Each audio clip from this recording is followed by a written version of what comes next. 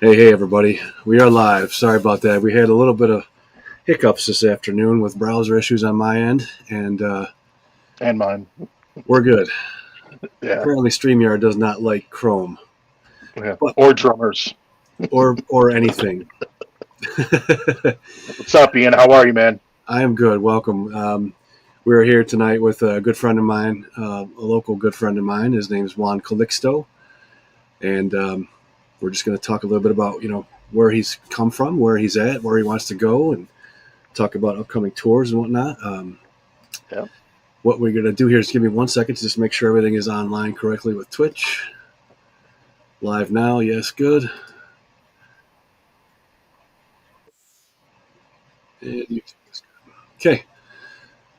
Whew. I hate software issues. It happens, man. It's part of the game, baby.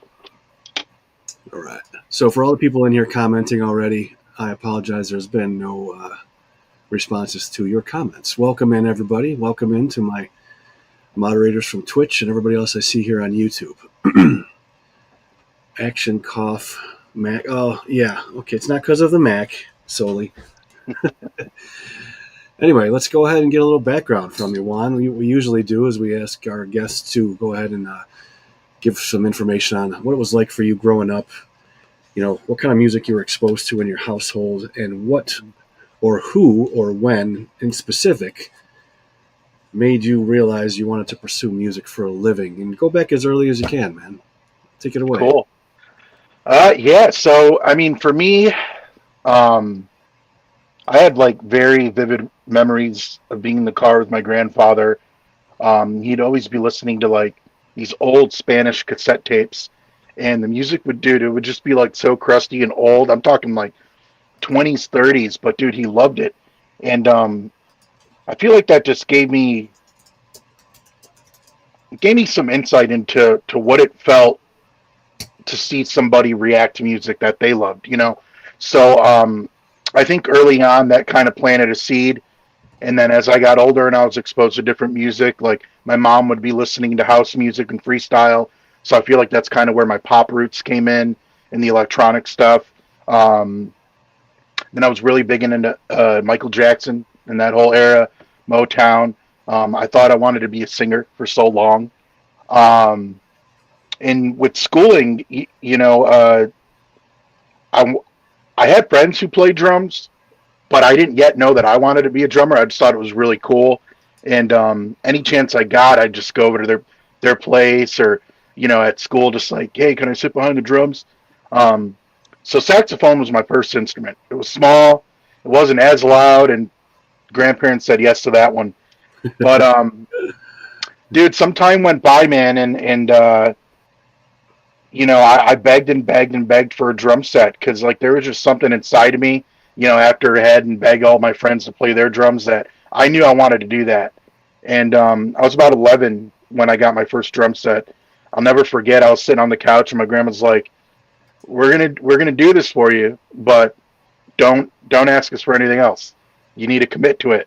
And I said, "I promise, I will. I'll commit to it. This is what I want to do." And fast forward all these years later, I'm still doing it. I truly love playing drums. No matter if I'm touring or what I'm doing, gigging, no gigs, like playing drums for me, it's something I need to do for myself first and foremost. All the other cool things that come with it, it's just like an added bonus. Right on. So Yeah. what other kinds of music maybe were you exposed to in the household growing up? And then, when did you actually start wanting to, pick up an instrument, whether it was drums or something different? I don't know. Go into a little bit of that. Yes. So, like I said, my mom was listening to a lot of house music, freestyle music. So it's like pop electronic. Obviously, being a Puerto Rican man, there's a lot of Spanish music growing up as well. So just the rhythm, percussion, the harmonious vocals. Um, there's hip hop, playing. There's a little bit of everything. I think I was just kind of surrounded by all kinds of different music, and but yeah, I'd say when I was about 11 years old, that's probably the age where I got most interested in playing. But it probably wasn't until 14 where I was like, this is for real what I want to do, and I also want to be a band, be in a band. And that's what I did. Around 14 years old, I was in my first band. Um, a lot of my teenage friends, we were into that whole 2000s new metal movement. Bands like Seven Dust and Tool, Disturbed, you name it. Um, so yeah, I got really into the hard rock, the metal stuff, and that's what the majority of people know me for is doing a little bit of the heavier stuff. And I still listen to it. I still love it. I still love playing it. Um, but I don't limit myself to just one thing. So that's kind of how I approach music. I like to be as versatile and kind of like a sponge to everything around me. Yeah, absolutely. I mean, your bands Yeah. back in the day here in Rochester did very well, Thank you, man. and that was metal, different from what you're doing now. Versatility. Yeah. Now, Yeah. Thousand Shades of you and I Cold. share a little bit of, we have some things in common growing up in Rochester, where Hmm. you know a lot of the guys, obviously, that I know growing up. Sure. I mean, what kinds of what kinds of drummers when you were a kid and starting to play drums were you kind of hitching onto and trying to emulate maybe as far as style goes and for what you use to practice to and that kind of thing? Yeah. So like for me, like the age where I was getting really serious about drums, was the whole new metal movement. So I was listening to bands like Seven Dust. So Morgan Rose was obviously a big influence for the stuff that I was doing at the time. Mike from Disturbed, was a big influence. I just loved how I just straight in the pocket. I love the groove. I love the pocket. Dave Shavari from El Nino, he's kind of doing the same thing. Aggressive drums, but had a lot of those Latin rhythms behind it. And those three guys, like I feel like I learned a little bit of something from each one of those dudes in trying to emulate their style because at the time that's what my band was kind of trying to do. You know what I mean? We were trying to fit in with all those kind of bands and that sound. So I wanted to be good. I wanted to be like badass like those dudes. You know what I mean? But it just doesn't end there. I mean, there's been a lot of different guys, like our hometown buddy, Tim Yeung. Granted, I don't play the extreme, metal drumming that he does, but you can learn something from everybody, man. Whether it's just something with their technique, their posture, um, Yep. little details. And as a drummer, you pick up on that kind of stuff when you're watching somebody. So we could just run the gamut on little things our brains are thinking when we're watching somebody play, but um, yeah, I mean, it really doesn't matter what kind of music you play, man. Like when I watch a drummer live, I'm watching them. It's their form of expression behind their instrument, and you never stop learning. Like I said, try to be that sponge, and I truly believe you can learn a little bit of everything from someone. What was that? That was Bittner saying, What up, Jay? all right, so because you said, and also you got Braun Daler or Dave Colruss, so another couple of hometown legends that you were, in the same scene as back, whatever, 35 years ago or 30 years ago. Yeah. So if you learn something from everybody, this is kind of a self-serving question, but you've been watching a few of my Twitch streams lately. Have you learned anything from me? I learned that you have a big brain because you remember all those songs in your song list. um, Look at the big brain on yeah, Brad. yeah. And dude, you're a people person, man. You're a good dude. Like, you figured out how to do the Twitch thing, and it looks great. And I'm gonna have to pick your brain on that for sure. It looks fun. It looks fun as hell. I'm not even gonna lie.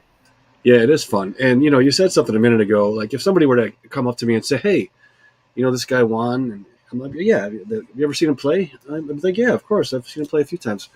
Yeah. What sticks out, in my mind, if someone were to say, what do you think is like one of Juan's best qualities as far as, drumming? And you just said pocket. And that's the first thing that comes to mind when I think of you if I were to explain you to somebody else.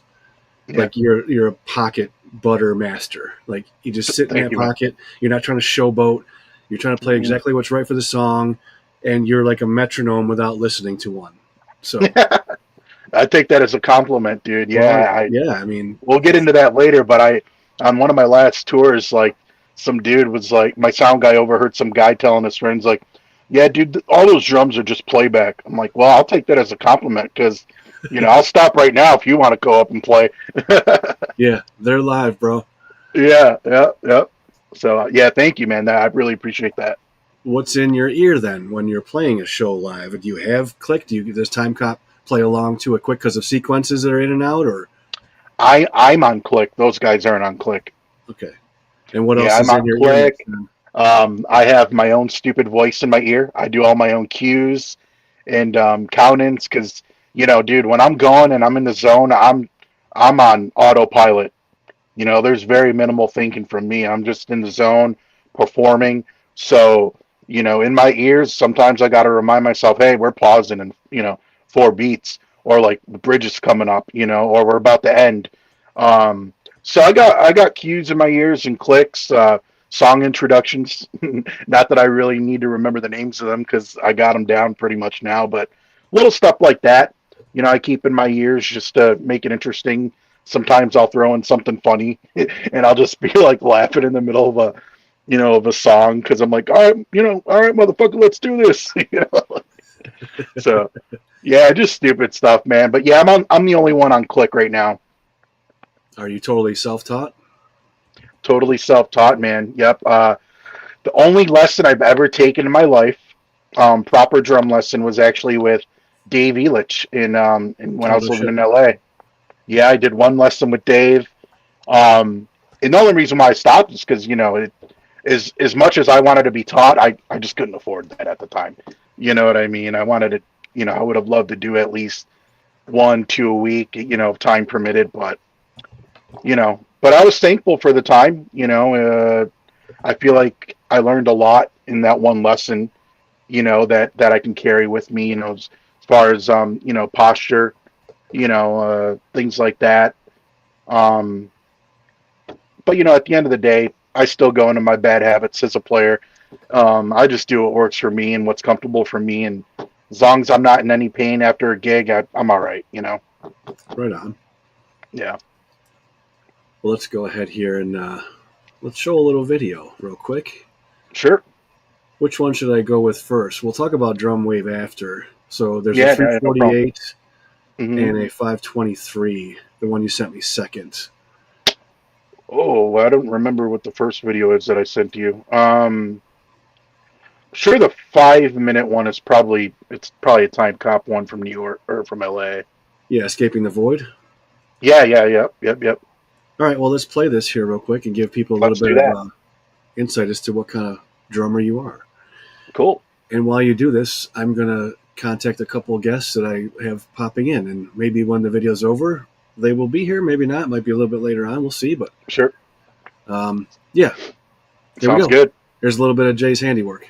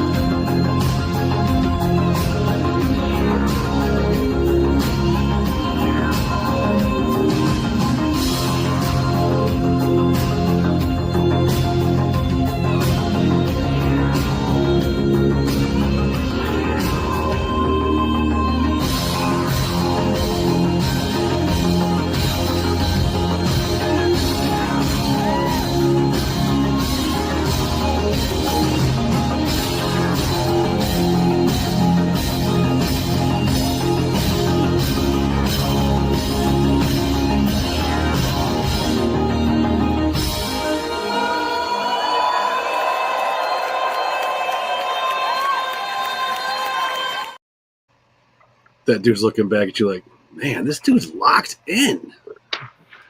Dude, that was a fun show, man. That was the last one to tour. Yeah, so you already know, dude. We were primed at that point. Nice. Good stuff. Good stuff. And so you got a tour coming up.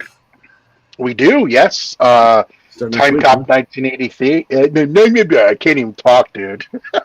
Yeah, Time Cop 1983 and Josh Daly and Droid Bishop are going on our On the Run tour starting March 1st, so next Saturday. Yep. Nice. We'll pop up a little banner here for the flyer for the show tour. Yeah. Starting up in Austin and ending in LA on the 22nd. So yes, nice little 22-day run. Yeah, it's gonna be great, man. Really, really excited for this one. Yeah, we got a good show planned, great show planned. Last one was amazing. Just obviously knowing what I know, being in the band, it's gonna be fun. It's gonna be a lot of fun. I think the fans who are familiar with Time Cop are gonna be really happy. Nice. It looks like you guys had great turnouts on the last run. Mm-hmm. Yeah, man. Time Cop hadn't played in the States since before COVID, so that was his first tour back in the U.S. And yeah, I think it did really well, man. You know, very, very grateful to be a part of that with him and Josh. And yeah, I think this one's going to be even better than the last one. So it's exciting. Well, thank you very much, Soli. Soli's one of my mods on Twitch who made some alerts here for the tour and tickets, as well as the band's socials. So thank you very much for doing that, Soli. Sweet. Thank you, buddy. Yeah, she rules. Oh, thank you. Oh, she actually posted about the interview last night. So thank you about that. Or thank you for that. Now, I know you've had some different jobs, not too many, over the past bunch of years. You were with the USPS for a while. Then you went into did some stage union things. So you've seen a lot of how shows work, not only because you're on tours, but because you work in that industry. Yeah. And I'm wondering, how that might have affected you and what you may do differently because of all the experience you've had setting up other shows for other people, running stages, running, electric for boards or front of house or whatever it may be. Did that change, what you do on your day-to-day when you are actually drumming and watching other people do the things you did for you? I think the being on the production side of things as well, I think it totally changed my whole outlook on all that kind of stuff because I've gotten to be a part of that kind of process pretty much at every level, whether it was a festival, a bar gig, working, with TV, out in LA, excuse me. I've gotten to see kind of how it works at every level of it. And being exposed to that long enough, man, of course, you're going to start thinking of things differently. When you're thinking of a tour or a show, you're thinking about all those questions that need to be asked. Because I did a lot of advancing, with clients as well. When it came to backline rentals and stuff like that. That was my primary job in production when I stopped doing the stagehand work and got into managing the a whole backline division at Audio Images company here in our town. I gotta pause you. Speaking of LA, and tours and whatever else, our first special guest has arrived. And I'm just going to go ahead and bring him in here. Bring him in. What's up? Hey, what's Yo! What up, Timmy? We were just talking about you, dude. Oh, no kidding. I don't even know how to view this. I'm so not tech savvy, but Ian hit me up about this, about hijacking this here for you. No, just saying hi, man. But I'm really excited. And how's this been going? How's this interview going? What did I miss? You missed some technical difficulties. We started late. But we just got background from Juan, growing up in Rochester, when he started drumming and music influences. Same thing we did with you when you were on. Yeah. And just started talking about his upcoming tour here that starts next week, 22-day run. That's awesome. ending Yeah, I up in saw that. LA. Congrats, brother. That's awesome. Thank you, bro. Thank you. It's cold out there, though. Yeah, same old shit, man. Yeah, it's cold in New York. What's the current temperature you guys are experiencing Dude, right it's got to be in the 20s. I think our high is like 34 tomorrow, so that's encouraging. now? 24. Dude, I'm looking at Yeah, my phone. dude. I forgot Juan was in Rochester. I'm like, oh, wait a minute. Yeah, I'm unfortunately still here, dude. Yeah. Yeah, right. I mean, look, I miss going back. Actually, I was supposed to go back last year, and we had some problems, and we ended up getting some food poisoning. We didn't make it out there, and I was trying to meet up with. I was talking to you, telling you guys have been. Yeah, it just didn't work out. But hopefully this year, I'm not gonna go back until it gets warmer though, because Smart man, right there. Yeah, away from that. So I'm getting all right. So Ian, you're saying right now the mic. Yeah, if you can go any louder. I think that's as loud as it goes. Should I bring it closer? Does that work?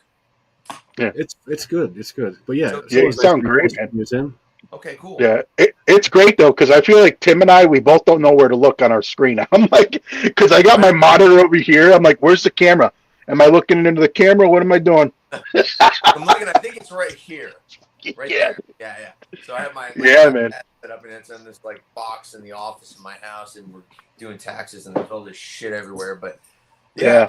I prepared as good as I can. We did Disneyland yesterday, and it's exhausted for me. That's a lot of steps right there, buddy. Thank you for stopping in. If anybody does not know, this is Mr. Tim Yeung. The band list could go on and on and on. Just Google it. But yeah, Rochester, New York native. So yeah, another Rochester, New York native, homie, fantastic drummer. Thank you for stopping in, man. Appreciate it. This is very nice. Thanks for having me. Appreciate it. And thank you, Tim. Yeah, it's great to see you, brother. Dude, I'm gonna hit you up when I'm in LA. I'll be out there for like 9 extra days after the tour, so I'll text you and we'll figure something out. Hit me up if you actually. You know what? If you need a place to stay, I've got an extra room here. So hit me up. We'll figure it out. See where you're at. Absolutely, man. We'll do, brother. Yeah. Good stuff, man. That's so really... you said you got another thing tonight? So yeah, this is really weird because I don't usually do a lot of podcasts. I think the only ones I've done was yours and maybe another one. And a gentleman contacted me here on. Bear with me. I'm actually looking for messages because I forgot. I totally forgot. And he's like, "Hey, can you do that interview tomorrow?" And then you would have. I'm like, "Shit, I got to do these things, and I never even do one. Now I got to do 2 in one day." So, yeah. It's what is the Entering the Darkness podcast? Oh, right on. So yeah, that will start at it starts at 9 p.m. Well, they're in Arizona, so they're gonna start it at 9, so it'll be 8 p.m. my time. So I'm kind of pre-geared up a little bit, and we were trying to watch a TV show. That's my exciting Sunday night is watch the new episode of 1923. So nice, dude. Yeah, it's a great show. I don't know if you guys have seen that, but I've heard of it. Yeah, I think I may have caught a couple episodes of that. Yeah, I'll check it out again. Yeah, it's a great show. I really like Taylor Sheridan, all of his shows. He's a great writer, and Yellowstone was a great show, and then Tulsa King, really awesome, man. It's crazy watching Sylvester Stallone play a mobster. Well, our second special guest has arrived. This is good timing. I'd like everyone to go ahead and say hello to Mr. Cameron Fleury. Cam, dude. What is up, brother? How's everybody feeling tonight? Dude, we're feeling great, man. We got past some technical difficulties. We're chilling now. Sick. Yeah, thanks for having me on here. This is Thanks for jumping in short notice. I appreciate it. If anybody does not know, this is Cameron Fleury. He is a full-time education drum master, bands, tours, and now he plays drums and teaches drums and everything else full-time, and it's fucking outstanding. So thanks for joining us. I got a quick short story for you. So this is before we'd even spoke, and I'm wearing an actual shirt that you'd given me, I don't know how many years ago now. Oh, nice. So anyway, just thought I'd share that. But hey, Tim. Hey, Jay. How you doing? It's what going, up, bro? Man. Can't complain. Staying warm in Canada, Oh, dude. Where in Canada are you? Oh, I'm up near like Toronto, so like Oh, not far from Toronto. Yeah. okay, yeah, you're like 3 hours From us. oh yeah, Hmm. yeah, Yeah, that's not too bad. Yeah, so they're You're it, experiencing the same thing. Yeah. yeah, you're in London, right? To be specific, right, Cam? Or did you move from there? Yeah, yeah, area, London That area. area. I just Gotcha. stayed London, yeah. Right on. London. Good to see you, man. Yeah, it's been a while, dude. It's been We a we minute. Cam, yeah, Cam and I have had some fun times in LA as well. Ugh, Same with me and Tim, but yeah, definitely Cam and I too. Buddy Richard. Oh man, yeah, that's going back now. That's yeah, good times. this is cool because Ian had introduced you Hmm. and I, you know? So this is cool to see. Yeah, I way It is. back when we came up and crashed at your house when we went, all of us went to see Tool and Intronaut with Danny Yeah, Walker playing. that was like back in 2012, I think. It was a long time ago. Yeah, that's the thing. Jeez, yeah. it's like 13 years ago, man. We crashed at your house, 2012, 15 years ago. It's nuts. isn't it? But yeah, Wild, bro. It's Yeah. wild. bizarre. It's so wild. Sadly enough, I kind of missed 2012. 2012 was all right.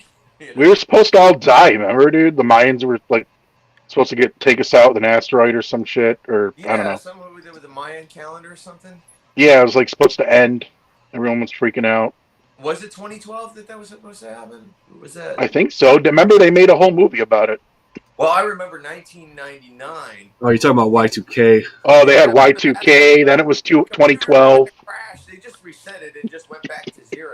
Nothing happened, Yeah. but everyone was freaking out, like you're Yeah. in the woods with guns, waiting for all the lights to go out, and nothing happened. So Yeah. Awesome. Well, we're all here. We'll wait for the next day. We're all supposed to die. yeah, we're all gonna go sometime. Yeah. But yeah, Well, since we don't have Tim for very long because he has another podcast to do, Hmm. there was a question here that popped in. I'm just going to go ahead and. Sasha was wondering if you could talk real quick about your pedal settings. my pedal settings. They are. Believe it or not, it's kind of weird. I don't really. A lot of guys, especially a lot of the fast players. I guess I'm under. I'm put in that category as a fast player. A lot of these guys have really, really high pedal tension. Like their spring tension is cranked, and the beater throw is usually fairly close. And the beaters aren't always usually. They're usually a little below. I've even seen guys run a little below the center of a 22-inch head. So it's really short stroke hits, but you don't get any velocity. You can play it, but I almost feel it's kind of weird because you don't have much control. I don't have control when I sit on someone's pedals like that. So my throw is back pretty far. The kick drum head is hit. The beater hits the center of the head, and the tension's actually kind of medium. It's a medium tension pedal. It's really weird. A lot of guys get like, how do you? Man, they almost feel like a chain drive pedal the way I have those Axis A set up. They're a direct drive pedal, but I kind of, they're not cranked all the way, cranked all the way down. It's kind of the complete opposite. I don't really know anyone else that plays fast that has a setup like that. All the other guys, the spring tension's just cranked through the roof, and I can never really play. I don't feel like I ever have control on the pedal. In fact, I feel like I'm fighting the pedal sometimes. If that makes sense, but maybe that's just me. I don't know. Interesting. Yeah. Because I had Axis for a while and I tried all kinds of settings, and I'm not a double bass fast player guy, but I've tried them, and I went right back to Iron Cobras, sold my Axis. Yeah. No, they're definitely like in all the direct pedal feels, all the manufacturers they operate, and the mechanics are they're just a little different than a sprocket and a chain or a strap. Not to say I don't like that though. Actually, I've got a rock kit set up, and I have a set of old Camcos. Nice. I love Camco pedals. They're great. That was the kind of the blueprint for the original DW5000. I had a couple of those, and that was the pedal to have back in the day, was the DW5000. I would love to have some Camcos now if you could find a good pair. Gene played them, Sean played them, everyone played them. Yeah, Gene Hoagland actually still plays Camcos. Yeah. So what he did goes on eBay, and I asked him. He goes, I go on eBay and I just buy tons of whatever. I just buy good Camco pedals, and then he has like storage boxes filled with Camco parts, and because they wear out. I mean, he's a monster player, but he still plays with the OG Camcos with the red Damar beaters.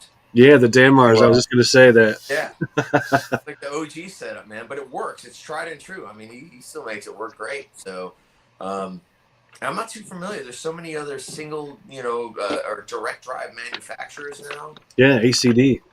Well, yeah. What happened to Trent pedals? Are they still doing? They're still open. Are they? Oh yeah. And there's that other one. They're like Polish or The I call them crazy cryptos because I can't say Karzi Capotio. Why is that really the name of them? It's Kazarzi Copy Kopito or something weird. I can't say it. Like if Tom Palasowitz was here, he would nail it because he's from Poland. The Capicola. Maybe AZ's in chat, but I can't hear him. But he endorses Karzi Kopito as well. I call him Crazy Crypto, so let's just Very cool. Yeah, Crazy Crypto. That's what Now, Cameron, as of recently, is like I said, drumming, teaching full time. You've been doing a lot of stuff with different drummers that I've seen you post up. That like Art from Lamb of God, for example, will come to you, or their management will send them to you. I don't know how it works, and you help them play better double bass. Can you tell us a little bit about how you approach that when someone like that experience level comes to you? What do you dig into to streamline their process? Well, it's interesting because whether it's a one-off thing, it's just like, well, how can we dissect this, And then at any rate, I think a lot of the playing comes down to just like zooming out a little bit and understanding where it's stemming from. And then a lot of times that approach is psychological. So it's really difficult to really understand who needs what, or necessarily who just wants to talk, or who might have specific questions about perspective. Then really that's usually what it comes down to. With that being said, like I think there's a lot of exercises. Like I was just going through George Coleus's stuff. I think you have a playlist on this channel. So there's lots of great information floating around, but it's just like, how do we navigate that now? Because like all of us growing up, it was like drum clinics, VHSs, DVDs.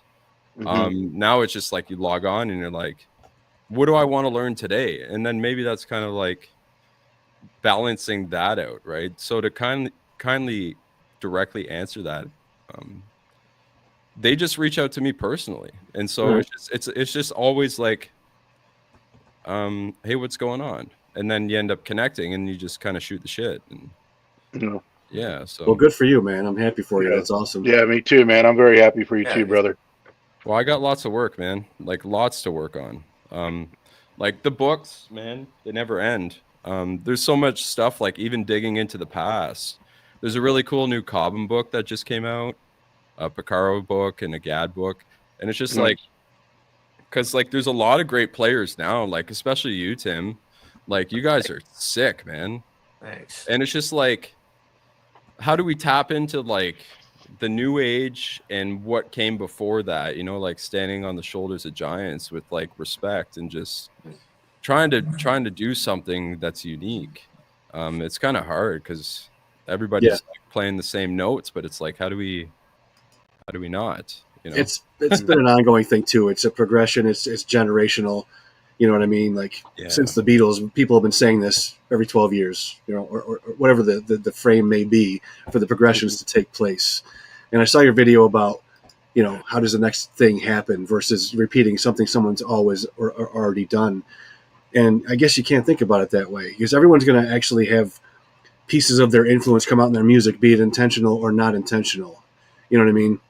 It's just 3, 4, 5 people playing songs they like to play, and someone's going to go, oh, well, that sounds just like this band, or that sounds just like that band. But that's the best part about music is it's for you, the listener. So I try not to worry about that stuff too much, but I did like your video. It was very well put together on that. It's cool. Yeah, and how do you not drag out a point that's already been kind of talked on, And it's just like, well, it all comes down to like self-perspective. It's like, how are we perceiving this? And, like it is up to the listener. And I think that's part of what's happening. But it's like that shared experience. So it's just interesting because it's like, again, we've all we're all listening to the same thing, but all of us kind of hear it a little bit differently.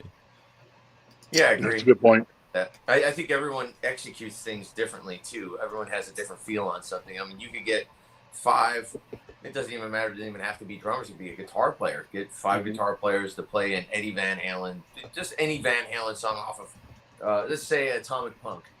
Get 5 guys to play it, and they'll all sound different. Their approach, their attack, how they, you know what I mean, just the way how hard they put their fingers on the fretboard.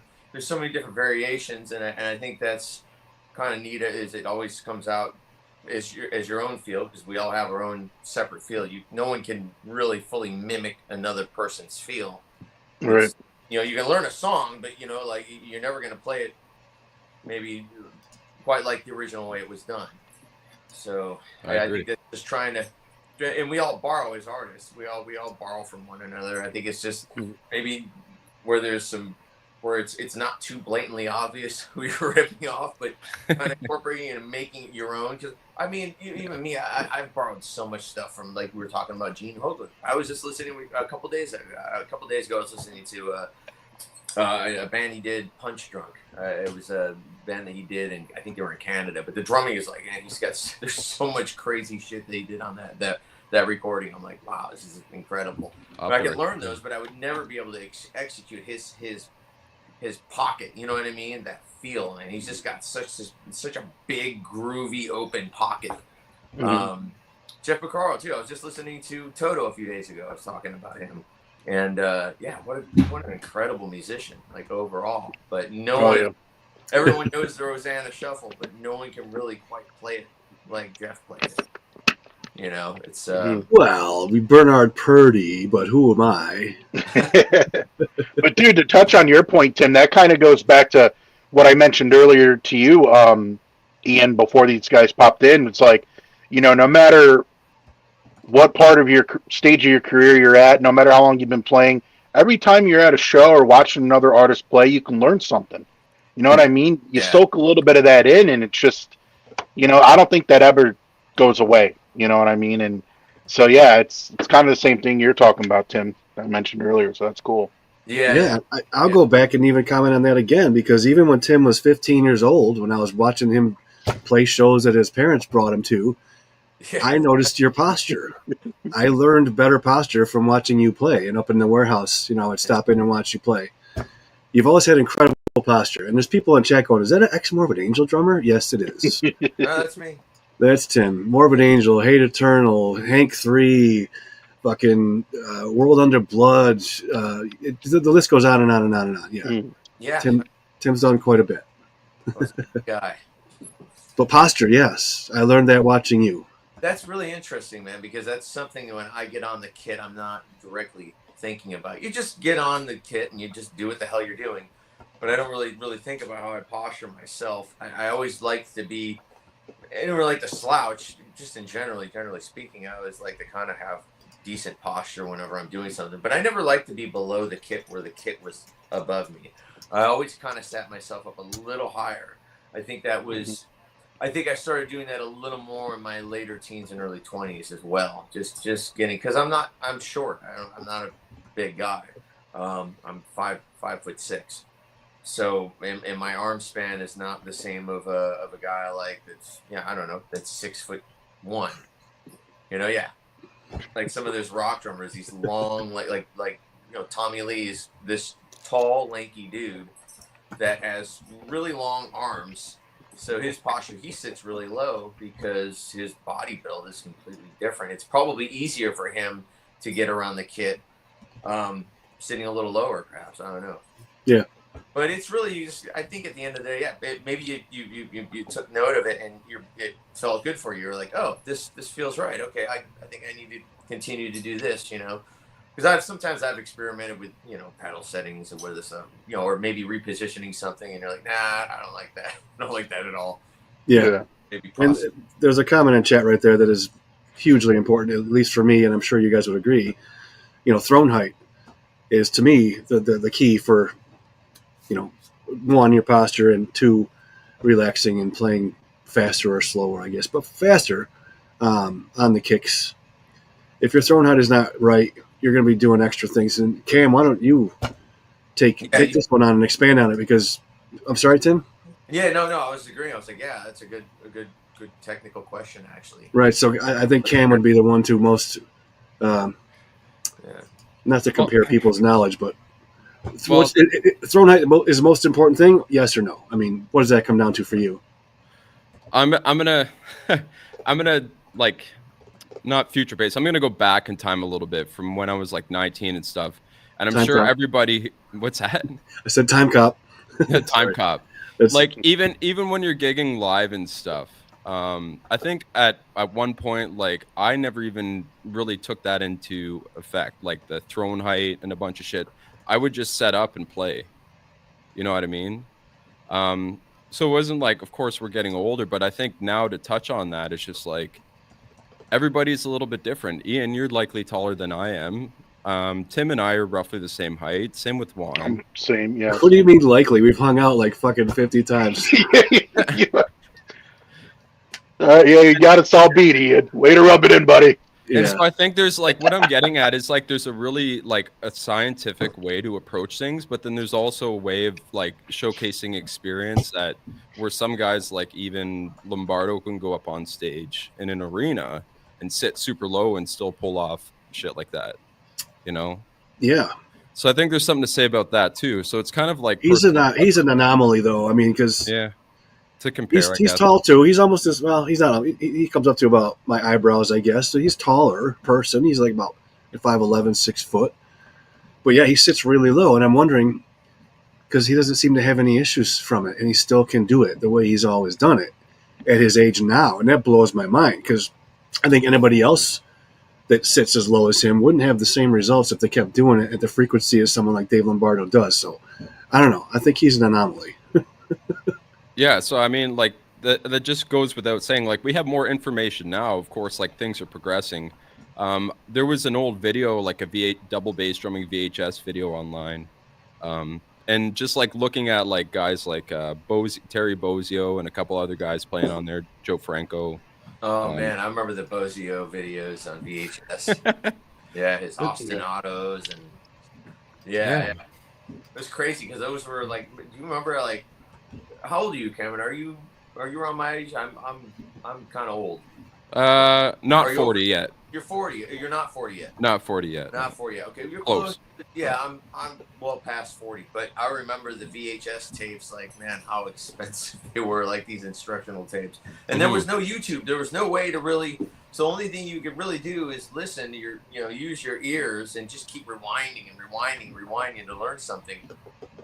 Or if you're lucky, maybe you get a VHS tape or someone. I had a copy of an instructional video that I got, but I would watch. I think it was actually that famous that drumming get together they had, that Buddy Rich celebration. I think it was in the early 90s. Yeah, Burning for Buddy. Udo, Weckel, and Gad. Yeah, it was the Buddy Rich tribute. But I had a copy of that, and I remember watching that. I was like, wow, that's so awesome. But yeah, now we're just so spoiled with our cell phones and YouTube. We look at all this shit up now. Yeah. I think, just to add to that too, like we get so, like there's a lot of stuff, you know what I mean? We get so focused in on what's going on, like the minutia of it, that sometimes we forget to just kind of dial it back and look at the macro too, and then go back to those points, you know? Yeah. I think a visual of actually watching someone execute something, regardless of what it is, if you can actually visually see it, that is probably the best way to learn it, or mimic it. But old school. I still listen to stuff, with audio. Sometimes I'll have a gig, or I'll have to just listen to the audio and figure out what's going on. So, yeah. Well, you may be over 40, Tim, but you do not look it. You don't age. So got those good genes, dude. You still look like the kid I used to jam with and play shows with.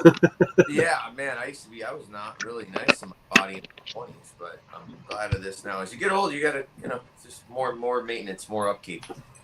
Right on. Yeah, but well, it is actually, you know what? It's almost at 7:30 here, and I got this other one that starts at 8, so I think I'm gonna jump off here. I want to thank you for having me. Yeah, thanks for popping in. Yeah, Juan, Yeah, man. Thank you. great to see you, man. And have a great rest of this podcast thing, and I will talk to you soon. Hit me up this week, both you guys, and I'll talk to you soon. All right. Will do, brother. Later, brother. Thank you so much, Tim. All right, and just like that, he's gone, like Kaiser Soze. That's amazing. Yeah, it was a good surprise, man. I figured it's the least I can do. Your first time here, seeing the homies, dude. Overdue appearance, and I figured I'd fluff it up a little bit, you know.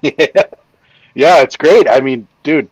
Yeah, I haven't talked to Cam in a while. You know, Tim. You know, I talked to a little more. You know, just about random stuff, but.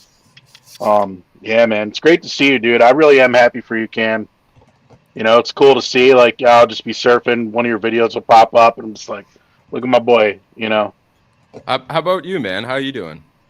I'm great, dude. Just finally able to breathe. All my stuff made it to Texas in one piece. So, yeah, knowing everything's at the rehearsal spot is Are reassuring.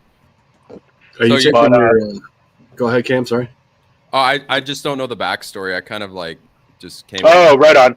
Yeah, so I've been playing with an artist named Time Cop 1983, and we're just gearing up for our U.S. tour starting the next Saturday in Austin.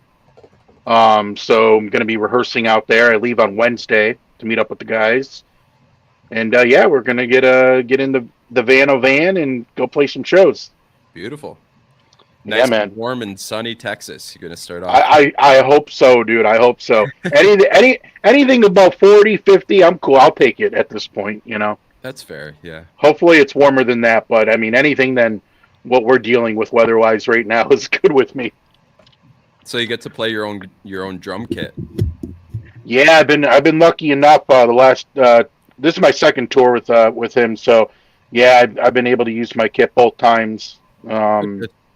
Haven't been in a situation where I had to rent one yet. We'll see what happens when we go overseas, but you know, always going to try to bring my own stuff if you know, if it permits. You know, sometimes make call it just might be a smarter decision to rent something. You know. Well, that's pretty. I hope you got some good cases on those Masterworks. Who, me? I thought you're or the DW collectors. Yeah, collectors. Yeah, I got some Humensenberg Enduro Pro hard shell cases on them. Nice. So everything's well protected. Now, Cam, I read something, or maybe it was talking, or I was listening to you say something. I can't remember if it was written or verbal, where you were talking not that long ago about, you know, your days of touring and missing the random sleeping on couches type of thing. Yeah, I saw that post too. Yeah. You still miss it? I mean, are you thinking about getting back into a touring situation again, or anything going on you might want to talk about real quick? I have a young family now. Oh yeah. So it's just like trying to balance the time to see where, you know, because some things you can't take back, right? So,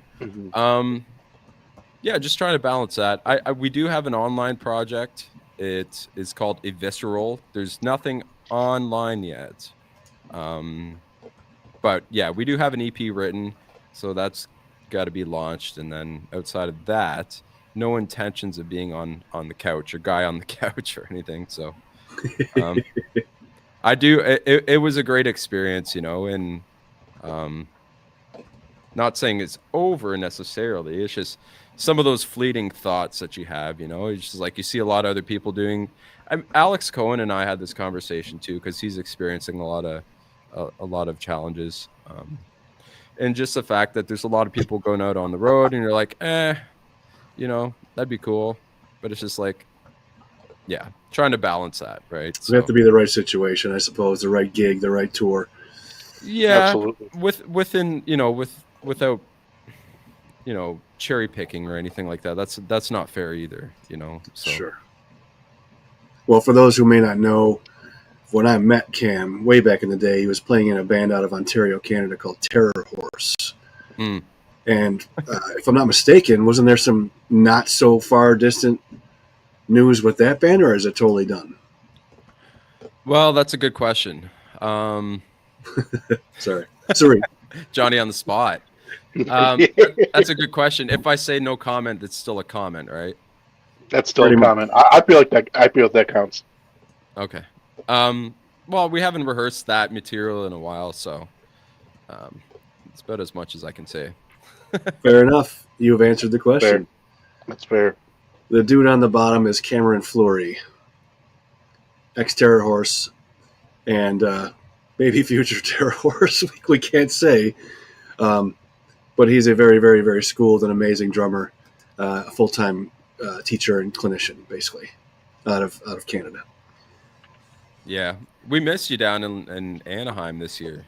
I know, but I'm saving all my money because I'm finally, knock on wood, our government and the shittery that it has become. I don't want to get political, but yeah, I just hope nothing happens, logistics-wise, for me not to be able to, because my wife and my daughters have been trying since before COVID to take a European trip. And the stars aligned this year before the election, and we bought tickets. We're going to UK, France, Belgium, Germany, Luxembourg, maybe Switzerland, back to France, and then back home, 12 days.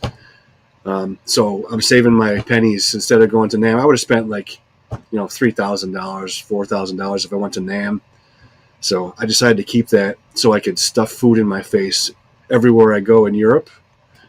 That's and fair. Next January, I'll go back to NAMM for sure. All good, man. I was bummed too because it looked like it was back to normal, man. It looked like the old days. I'm like, oh, look at this, look at these pictures. It was packed, and I was so I was pretty bummed. But well, it should get increase after that whole situation. Yeah. But I think that experience, that shared experience with the family, is totally worth that investment. 100%, dude. Yeah, 100%, because you got the young family now that'll go just like that, and you'll have an older family. So yeah, and it's like you're like, okay, the kids are this old now, and it's just like, oh man, it's progressed that quickly. It's just like, yeah. It'll get quicker too. Yeah. So Cam, do you have a little girl or a boy? I can't remember right now. One of each. One of each. Wow. How old? 4 and 2. Wow. Yeah. That's ours are 2 years apart as well. 2 girls. He's collecting them, Juan. Yeah. That's messed up. Well, yeah, it did come off that way, didn't it? No. No, that was me trying to be funny, but not being funny. It's we gotta laugh. That's good. Right on. Well, let's take a little quick break here. Cam, are you good for a few minutes, or? Yeah, I'll hang out for a bit. Yeah. All right, let's just take a quick break. I'm going to run out for 1 second. And this is a 348, Juan. Is there anything you want to say about this one? It came from a Facebook, I believe, not YouTube. I'm not sure of the song title, but it's 348. I don't remember what I sent you. It could have been. It could be the new single Before the Lights Went Out. Let's just do a quick. We'll do a quick little 1 second, whatever. Just take a look. Yeah. Because I don't. Okay. All right. Is there anything else you want to say about this before I play? So this is Time Cop 1983 and Josh Daly. It's the latest single just released this past Friday. It's called Before the Lights Went Out, and here it is. All right. And where can people grab this? Anywhere you grab music. Anywhere you grab music. That's anywhere you grab music. All right. If I'm not right back in this chair when this song ends, please bear with me, but I'm trying to be. Okay. All right. Let's check it out, man. We'll be back in 348.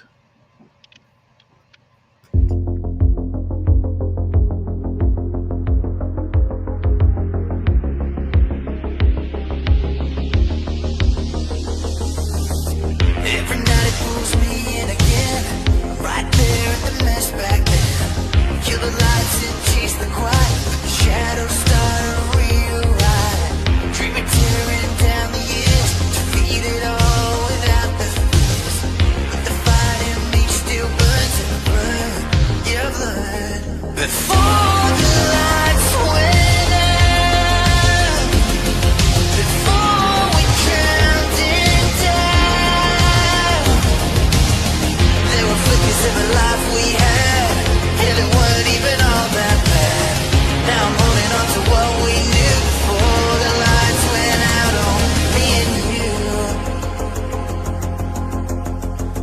me and you.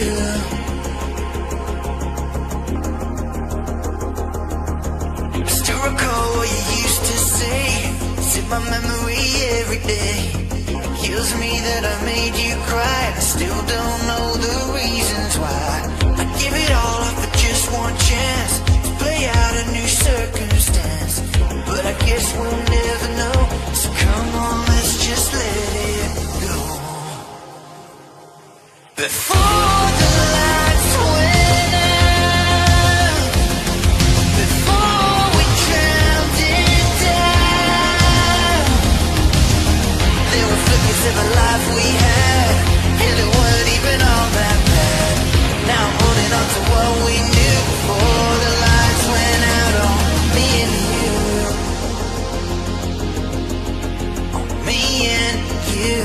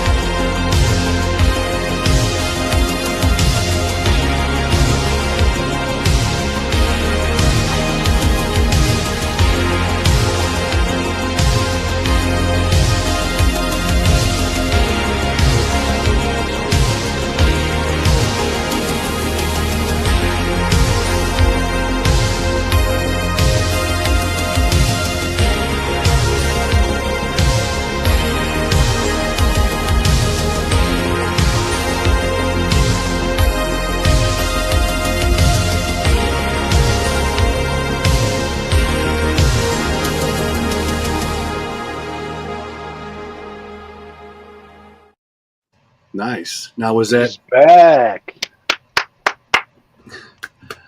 how was that recorded? Was that not you, or was that you? Unfortunately, no, not me. I don't do any of the recording. That's all Jordy. Jordy does all of it, and Josh will put his vocals on it and guitar and stuff like that. I just had the privilege of playing it live, which is really cool. Like a metronome, like we mentioned earlier. Yeah. Now, in the first video we played, I saw you had like a beat bar that would run Mhm. like another kick sample or whatever. How many different pieces on the kit this time around are going to be triggered versus acoustic? It's so right now I'm running about 3 Roland PD8s, 8-inch PD8s. Those are going to be my 80s Simmons sample toms. On my BT1, I got if a song has an intro kick sample that's different from the main kick sample, I'll just play it by hand there. If it's just during an intro, or if there's anything during a bridge, that any effect, I'll just play it by hand. But I still got my acoustic toms. Just a simple 12/16, because there's songs that don't have any of the 80s toms in them, and that's just all acoustic kick. But everything's blended live. Aside from the Simmons toms, my kick and snare triggers are all blended with the natural sound. So It is very well put together music. I enjoy it. I really do. thanks, man. Yeah, he's been doing it for quite some time now, and has been pretty successful doing it. So it's very cool to be a part of. Nice. Yeah. Nice. Juan, before we had the technical difficulties, there was some other stuff going on that you and I were talking about, and there may be something going on outside. I'm not sure. Okay. So if I have to run, I apologize. I'm just waiting to see if someone else is going to come to my door. Yeah. That being said, why don't you talk real quick about Sorry, yeah, Drum X Wave. Tell people what that project is all about. Yeah, man. So Drum Wave is pretty much just my solo project effort. Um, Writing, singing, producing my own material. Joining the synthwave community and falling in love with the genre and the fan conglomerate of just people who listen to everything. So there's different types of people at the shows. But anyway, yeah. So I've kind of found my little niche within that, and yeah, I've just been chomping away at it. And April 25th, I'll be releasing my debut single on Retro Synth Records. So, pretty excited about that one. I may as well just go ahead and pop that up now because I have a feeling I'm going to have to run here in a few. No worries, man. Yeah, Before we do that, though, Cam, where can people get in touch with you if anyone's interested and someone's at my door? Go ahead and talk about that real quick, and I'll be right back. Where people can get a hold of you, Cam, and the services you offer.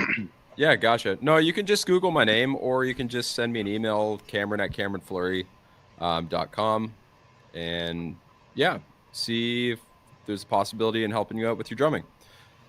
That's typically what we do. There's a heavy emphasis on double bass drumming. So if you're interested in developing that, you can also find a bunch of free stuff online if that's more your shtick, just to kind of get a better sense of who I am, how I teach. That's totally cool. There's a YouTube channel. Just look up my first and last name. It should auto correct. It might be kind of difficult to spell the last name. So yeah, that's amazing, man. Yeah, it's really cool. Can you hear me, Cam? Yeah, man, loud and clear. Yeah, it's very cool to see like the whole progression of like your career, like starting off doing the YouTube thing, like doing covers and doing that whole kind of thing, and just seeing the progression you build in the studio out over there, and then just killing it in the instructional game, man, and the educational game. It's really, really cool to see, man. So I'm proud of you, and I wish you nothing but the utmost success moving forward. And it's been great to see you, man. Thank Hell you. yeah. Well, Me too. You stay consistent too, both of you. Ian and Juan, like, yeah, you guys been around for a long time. Ian's one of the first guys to give me a chance. So I will say that, and there's not enough thanks that can be said for that. Absolutely. No, it was yeah. So great saxophone solo in that, by the way. I'm again not a wind guy, but yeah. Yeah. The name of that single again, Juan? Before the Lights Went Out. Before the Lights Went Out. Thank you. Yep. Let's go ahead and play your other video real quick. Yeah. So this is we're kind of getting Sick Drummer's kind of getting a little exclusive because I'm not sharing this teaser till about a month before the 25th. So about March 25th is when this is going to start getting pumped. But I thought I'd share it with you guys and kind of give a little taste, Fucking Bittner, dude. All right. Well, here it is. This is a premiere. Right on. Let's check it out. It's only 38 seconds. A little teaser. Little teaser. Right, here we go. Let's check it out.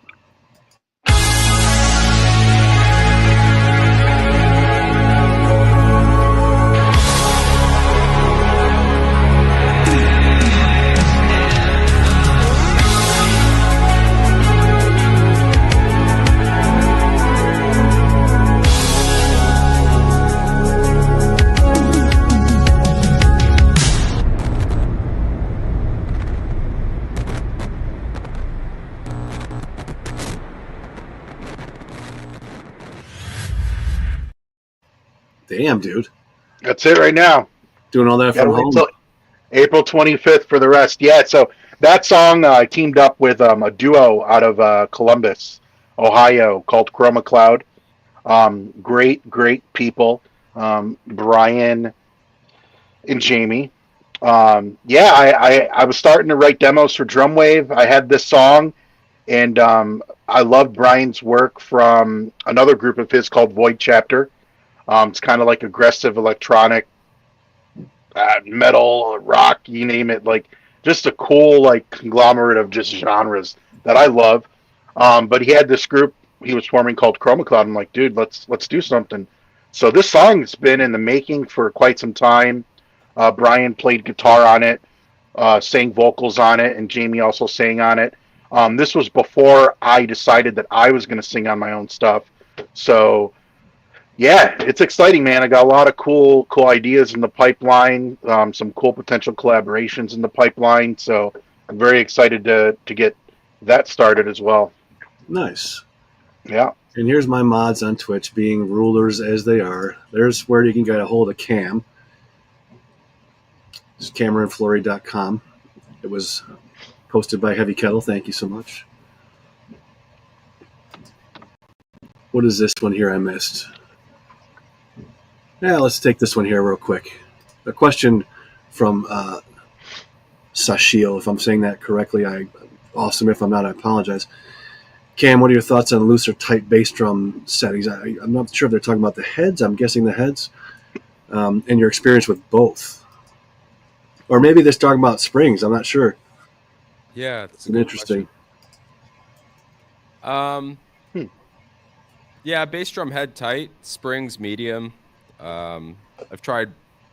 Yeah, we all just kind of set it up differently, So it all depends what your goal is with that question. Is it just like to try and see if it will work for your setup, or is that like you're just genuinely curious to see how everybody else kind of has theirs set up?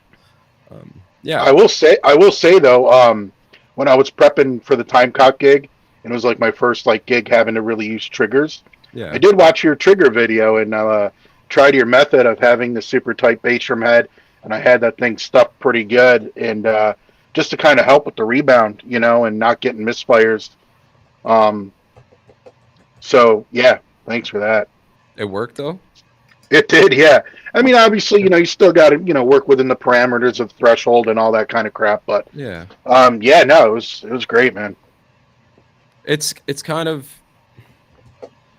there's so many ways to do things, and there's so many different gadgets and toys, and there's a lot of the same modules and triggers and stuff. Yeah, so it's just really like figuring out what works for you. It's like guidelines, and it's just like here's no like hard and fast rules, man. It's not written in stone. Like try it out. If it doesn't work for you, it's not the end of the world, right? Right, right on. But yeah. How long you been with these guys then? So I've been part of the Time Cop live band since 2023, and I really started writing for Drumwave also in 2023 after our tour.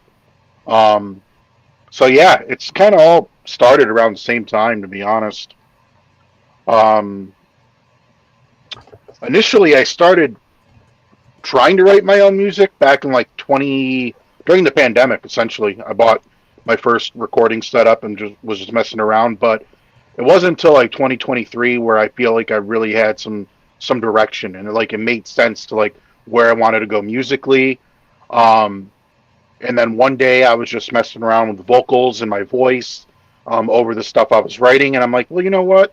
This actually can kind of work if I refine it a little bit, practice. But there was a sound in there that I felt like worked for me naturally, without feeling like I was trying to sound like this person or that person. So I just kind of ran with it, man. And now I've just been applying that to the rest of the stuff I'm writing, and it's kind of just turning into its own thing. Nice. Yeah. Well, You're a lifer. It's like, what's your take on that? Because there are two ends of the spectrum in terms of musical approach and in the guise of mimicking something note for note, where you'll see really sick drummers, or any drummer for that matter, playing a cover note for note. And then there's the opposite end. It's like a juxtaposition, essentially. Yeah. It's just being able to play within those parameters or constraints, and then just kind of make it your own. And it's just how Dave DeCenzo would say, is just kind of mixing it together. So my point being is what do you like most about that? Because you can find your sound, and it's just Is that just like an area that you find really comfortable, or is that something you stumbled on? I feel like in this particular situation, it's definitely something I kind of stumbled into. Um, yeah, because there wasn't really anything that I was emulating or like trying to sound like in the process. Like hell, to be quite honest, I wasn't even really listening to a lot of music. When I really locked in, there was like probably a month or a little longer where I was just super locked in every day. I was just working on a demo, um, getting to a certain point of that and starting something new when I was starting to get burnt out. Like it was just, I was just kept going, and I just kept repeating that process. So now I got a bunch of songs that are pretty much almost done. They got scratch vocals on them, so I'll go and re-record them. But I've been using those stages to really learn and teach myself some mixing, and stuff like that. So yeah, it's just been a lot of practice in that regard, man. Like finding my voice, like what I want to sound like, um, learning mixing techniques, learning vocal recording techniques within the parameters of my bedroom because I'm not doing this at a professional studio at the moment. I'll probably end up cutting vocals at my band studio because it's designed for that. But yeah, all the demo stuff and actually writing the music, I'm doing that here. But it's been great, man.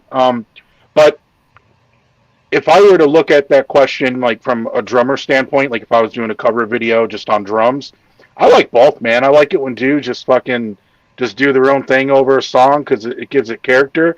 But I also appreciate the guys who can stick true to the recording because those particular songs are great for a reason because what was recorded, right? So there's really no wrong way for me. Like it's cool to see a dude do their thing, but it's also cool to see him stay true to the record, you know. So it's yeah, I mean, different stroke for different folks, man, right? Well, to add to that, like bedroom recording stuff, look at Billie Eilish. Yeah. Like that record was done in her room, I think. Yeah, I've seen videos of her and Phineas like recording, yeah, what looks like a bedroom, dude, and it's all about the tools, man, and what you're doing and how you're using them and spending a little extra time in those areas that might need a little love, but you can make some pretty good sounding stuff pretty much from anywhere these days. Yeah, you can. You definitely can. Yeah. Juan, there's a couple questions here, Juan, from Christine. Oh yeah. Here's the first one here. And then, what's your favorite part of Rochester? I said Dogtown, but that's just me. My favorite part of Rochester. Man, Rochester's a beautiful city for what it is. If I had to pick like my favorite area, oh man, I don't know. Fairport? I don't know. Fairport. I grew up in Irondequoit, so I'm gonna just say Irondequoit because I gotta stay true to my roots and where I come from, man. So fuck that. Irondequoit. Well, that's where the House Guitars is as well. And that's where the House Guitars is. But I went to high school here. I grew up here. Was playing with my friends, as a child here. Learned how to play drums in this town. So yeah, Irondequoit's my favorite part of Rochester. All right, one more from Christine, and it's obviously some kind of inside joke, so I'll just let you read it. No, I did not, but I'll check later. I don't know. Christine and I work together at the House of Guitars, and she's always pranking, always putting stickers on my back. But I guess it's payback because I do the same shit to her. So whatever. Got to keep the day job interesting. You're slinging some guitars with a fake $100 bill strapped to your back. I wish they would open up that studio underneath the House Guitars. I'm sure you've been down there. I mean, it seems to be what I can tell. Last time I was down there, could be with little, work, a fully functioning recording studio. If it isn't, and it's an amazing setup. It's great. Yeah, it's cool. Yeah, it's still there. It's still being utilized. I think you just got to book time there. Oh yeah, it's pretty much all it comes down to. Yeah. So it actually is a functioning studio. To my knowledge, yeah. Unless I'm wrong, but I'm pretty sure it is. Yeah.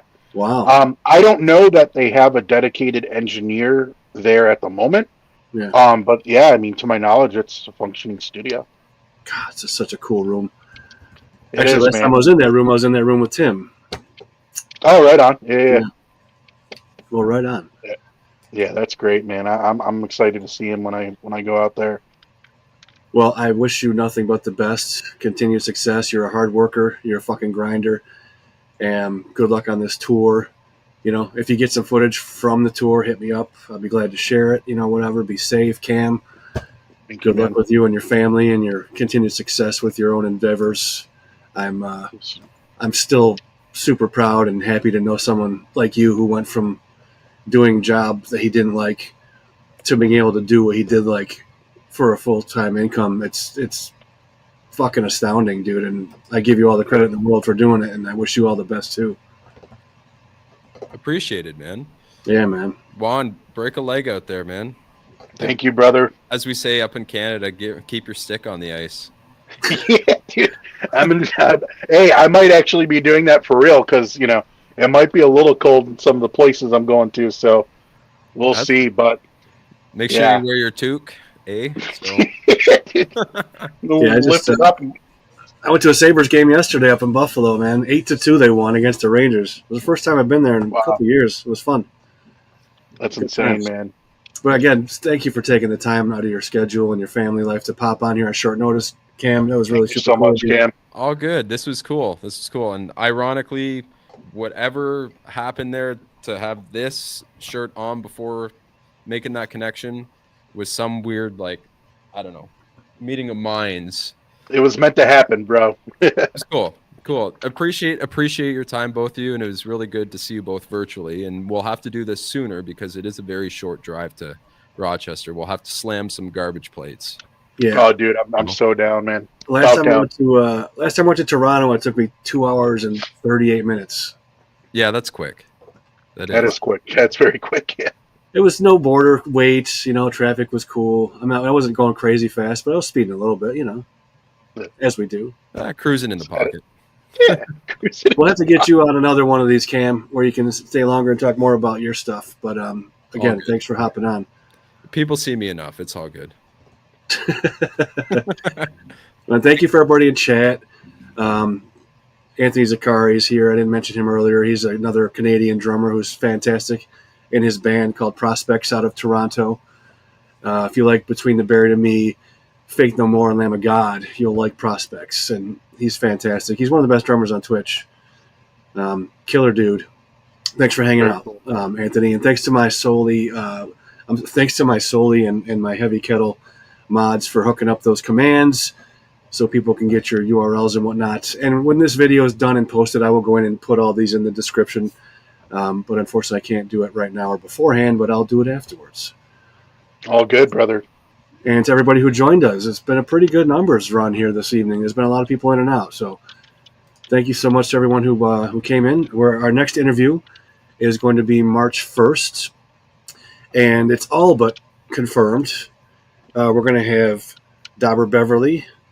We're going to have Casey Howard, who just released a record with Retromorphosis, which is basically Spawn of Possession with KC on drums. Their first new music in a very long time. It's outstanding. And Brennan Shackelford. And hopefully the fourth guest will be Kevin Alexander from Fallujah. I'm not sure if Kevin's going to be on it or not, but the other three are locked in. March 1st, same setup, 9 o'clock Eastern. That should be a fun one. And a round table setup. Very, very cool. Oh, yeah. You'll be on the road. Yeah. Yeah, dude. Well, I just want to say thank you for the time, Ian.